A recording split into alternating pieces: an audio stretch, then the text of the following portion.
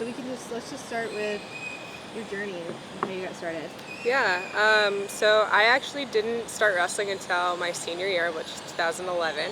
And then when I was working out my senior year, my coach was like, hey, we should get you into officiating. And I was like, oh gosh, no, I don't want to do that. So he kind of laid off of it. And then my freshman year in college, I was trying to actually make a team that year to actually go wrestle for university. And I actually got hurt.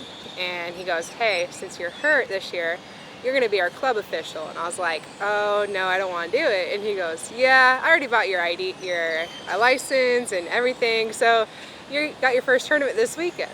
And like after that, I fell in love with it. Like I had met some great people that mentored me, lead me on my way, showed me the rules, took me traveling with them. And just like after that, like I was like, okay, I really like this and I want to keep going. And so then I started studying, watching video clips of wrestling, of like back pass matches and like high rank matches, and I just kept pursuing on. And then I made it to the highest rank I could be in the United States, and got the greatest opportunity to actually start working internationally and go work towards that international level. And now I'm here at the Olympic level, just trying to fight for that position on the first Olympics in Paris. So yeah. Can you share a little bit about who those people were that kind of mentored you? Yeah, so my first one was my coach, Kyle Foster. He was out in Washington. He was a very high supportive person that wanted me to keep pursuing and give back to them, to the high school programs, and I was so thankful for him and all of that. And then Tom Martin, he's a referee over in Washington. Marcus Requa, Mike Dilworth, Tobiasen in Utah. He helped me out a lot. He's still a great mentor. And then like Dwayne Henry, he's a coach in Utah now, works with the Utah State for wrestling. He helped me.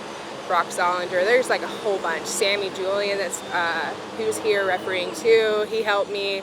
I just had a lot of support throughout the states that just helped me learn better, and I would ask them questions and say, hey, how can I get better? And I would take every little thing from them and say, just do it. Like if I couldn't make it happen that tournament, I would work on it and continue on.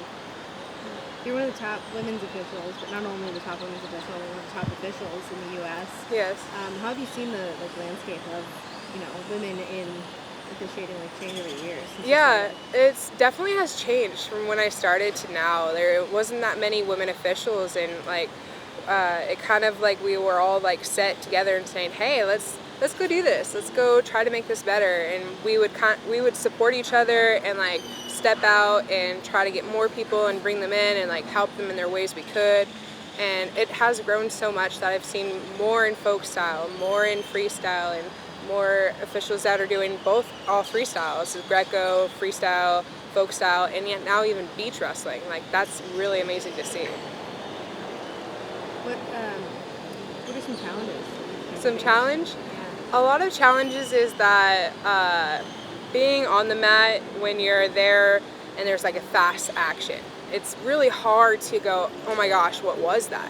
But you have to score those points fast, or you got some coaches that get a little upset if you don't. So getting that fast reaction time as a referee too is definitely important, and also keeping up with the movement of like what position you are on the mat and trying to be in the best angle you can to make sure you're scoring the match the best of your ability. And like some other like things that I've noticed that was difficult would definitely be like the coaches not understanding some of the rules and all of that, but that's just a learning process. It really is.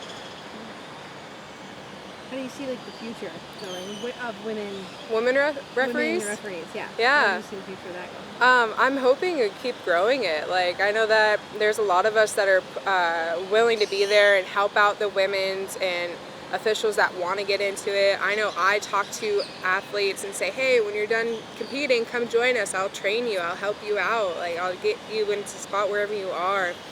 And I'm just hoping that we grow. Like, and we can be not only known as women officials, but just, hey, that's a great mat official over there, whether it's woman or female or male.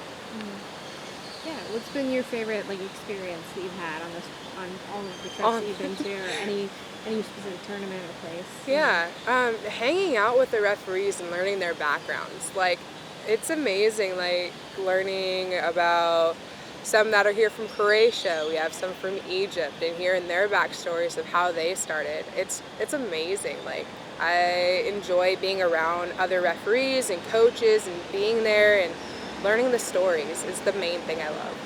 Is there any advice you'd give to someone that wants to get into it? Yeah, if you ever want to get into it, ask an mat official how you can. And if they aren't going to give you the right answer, don't hesitate to keep branching out and ask other people. And you can always contact me or other officials that are in the USA Wrestling. We'll definitely help you out as much as we can to get you in the right spot. Thank you. Yeah, you're welcome.